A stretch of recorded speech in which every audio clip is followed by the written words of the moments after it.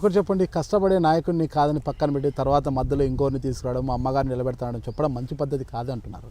అయితే విఆర్ రామరెడ్డి గారు అంటే వెంకటరామరెడ్డి గారు కష్టపడ్డారు తొలి నుంచి కూడా. అయితే చివరి నిమిషంలో విఆర్ రామరెడ్డి గారిని కాదని పేరం నాగిరెడ్డి గారి కోడలు అంటే విఆర్ రామరెడ్డి గారి కుమార్తెకు టికెట్ ఇస్తామన్నారు.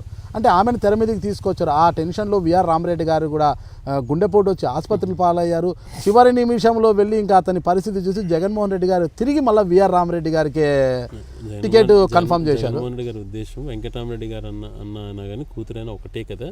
ఇలాగైతే పేరం నాగిరెడ్డి గారు ఇద్దరు కలిసికట్టుగా ఇద్దరు టికెట్లు కోరుకుంటున్నారు కాబట్టి మధ్యవర్తిగా కూతురు అయితే బాగుంటుందని చెప్పి ఆలోచన చేశారు. కానీ వెంకటరామరెడ్డి గారిని బాధపరిచేసి ఆయన గాయపరిచేసి చేయాలన్నటువంటి ఉద్దేశం కాదని వెంటనే ఆయన ఎమోషన్కి గురయ్యాడు. కూతురికి లేదా నాకే కావాలన్నటువంటి పరిస్థితి కనుక వచ్చినప్పుడు మరి దాన్ని కూడా అంగీకరించి ఆయన టికెట్ ఇవ్వడం జరిగింది. పార్టీకి నష్టం జరుగుతుందో లాభం జరుగుతుందో సెకండరీ విషయం. ఏదైతే మాట చెప్పినా దానికి నిలబెట్టుకున్నాడు. ఇప్పుడు విజయమ్మ గారికి అసెంబ్లీ స్థానం అంటూ లేక దేవేంద్ర నుంచి జగన్మోహన్ రెడ్డి గారు, కడప ఎంపీ స్థానం నుంచి అవినాష్ రెడ్డి గారు, ఇంకా కడప ఎమ్మెల్యే స్థానం అంటే అది మైనార్టీ కోటాలో ఉంటుంది కాబట్టి అది వెళ్ళిపోతుంది. అలాంటప్పుడు తాడిపత్రి వైపు చూస్తే బాగుంటుందేమో అన్నది కూడా ప్రజల యొక్క ఆకాంక్షగా ఉంది. ప్రజలు అలా కోరుకున్నప్పుడు ఎవరు కాదండి. ప్రజలు అలాగే మాకు విజయమే కావాలని చెప్పి వచ్చి బయట ఎవరు కోరట్లేదు కదా. ఇప్పుడు పెద్దారెడ్డికి న్యాయం ఎలా చేస్తారు? పెద్దారెడ్డి గారిని అక్కడ ఉండడం ఏంటంటే వెంకటరామరెడ్డి గారు తనే స్వయంగా చెప్పారు, ఇక్కడ వీళ్ళ దౌర్జన్యాలు చాలా ఎక్కువగా అయిపోయినాయి అధికారం వచ్చిన తర్వాత, కొద్దిగా గొప్ప అడ్డుకోగలుగుతాడు, దాంతోపాటు మేమందరం కలిసికట్టుగా ప్రజల్లోకి వెళ్తామన్నటువంటి వర్షన్ పైన పెద్దారెడ్డిని డిక్లేర్ చేయడం జరిగింది. మీరు ఒక్కటి చెప్పండి, వైసీపీ వాళ్ళు ఒకే అంటుంటారు, జేసీ సోదరులు దౌర్జన్యాలు ఎక్కువైనాయి పదే అంటుంటారు. అంటే దౌర్జన్యాలు అంటే ఒక్కటి చెప్పండి, ఏం దౌర్జన్యం చేస్తున్నారని?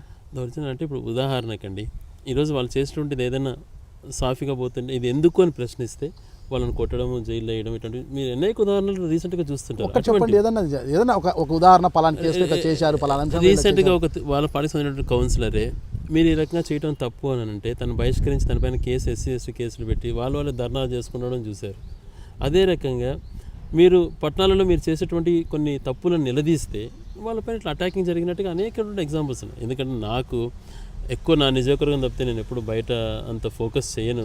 నేను ఇక్కడ వార్తాపత్రికలు చూడడం, వేరే వాళ్ళు చెప్పడం విన్నాను. కానీ చాలామంది ఇలాగ చెప్పారు, అతను తన గురించి పొగుడుతూనే అతను భరిస్తాడు, ఏదైనా ప్రశ్నిస్తే మాత్రం వాళ్ళపైన ఎంతకైనా తెగిస్తాడు అంటున్న వాడు చెప్తున్నారు. అది నిజమో నాకైతే క్లారిటీ లేదన్న విషయంలో.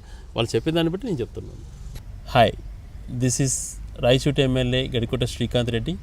Please watch my exclusive interview with Nagaraju గారు on iDream Media. Thank you.